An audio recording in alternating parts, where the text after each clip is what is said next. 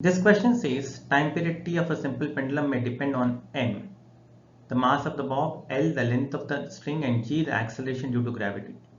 That is t is proportional to m power a, L power b, and G power c. The values of a, b, c are.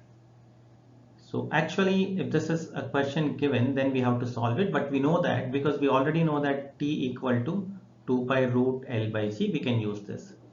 So that means t can be written as 2 pi root L by G is L power half into G power minus half. Or this can be further written as t is equal to 2 pi into m power 0, L power half, and G power minus half. So what are the powers? 0, half, and minus half. So the dimensions of m is 0, L is half, and G is minus half. So the answer for this question is A. Hope you could follow this. Thank you very much.